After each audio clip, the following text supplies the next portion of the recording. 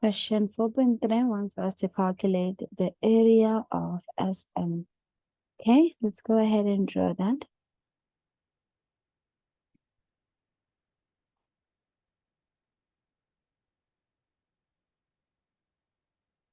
So this is the triangle that is in question.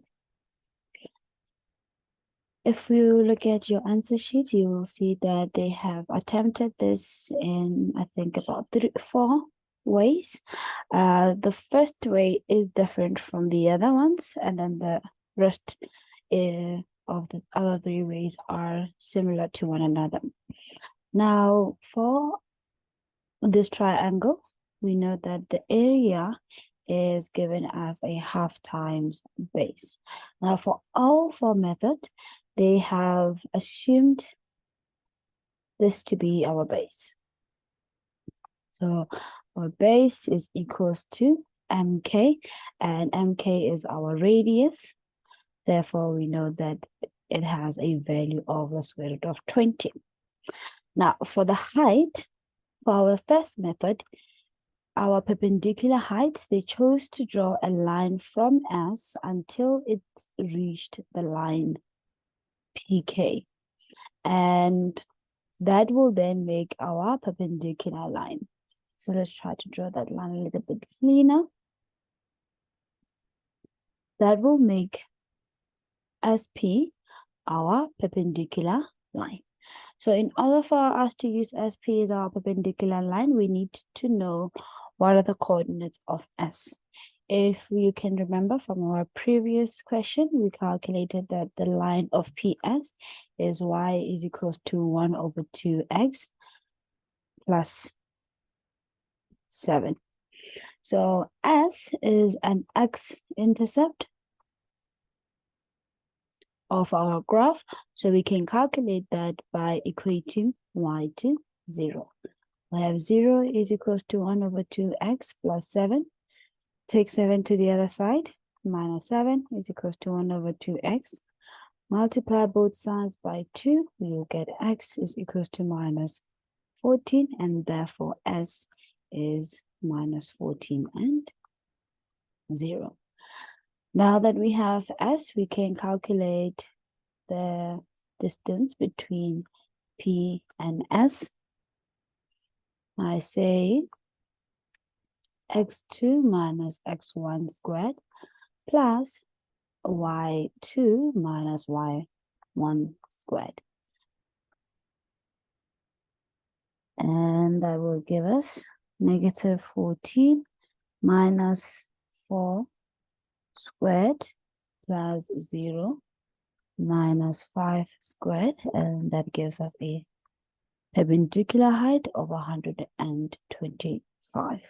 Now we can go ahead and substitute into our equation.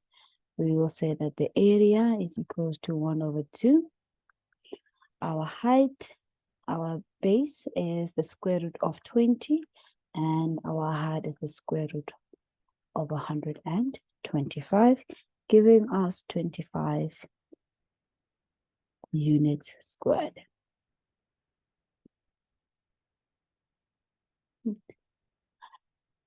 Now, for method 2, the only difference is where did they choose to have their perpendicular height.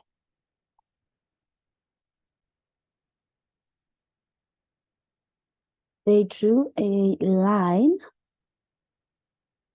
that would give them their perpendicular height. Let's say that the line is there.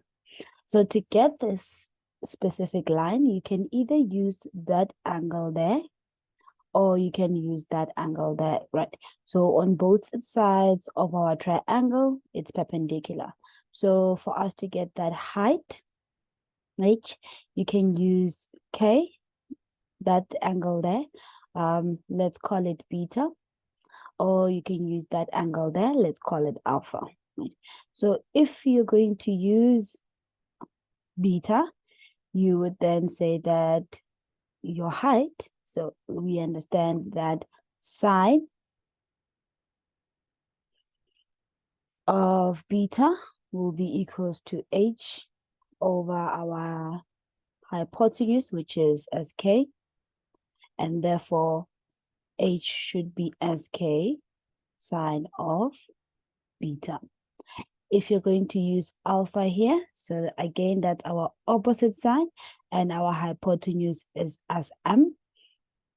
So we would then say that sine of alpha is equals to height over our SM. Right? And then that would then lead us to the equation that height is equals to sine alpha of SM. Depends on which one you want to work with. Right? So I do believe that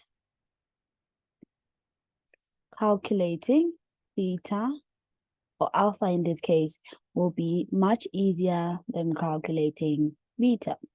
So we will go ahead and use the example where they calculated alpha, which in that case they called it as K. To calculate that angle, we are going to use the cos rule. The cos rule requires us to have the length of SM, to have the length SK, and to have the length, MK, and to have the length SK. So let's go ahead and calculate our length for SK. Would be equals to the change in X squared. So that's minus 14 plus the change in Y squared. So that's 0. And that would give us 205. We also require the length of SM.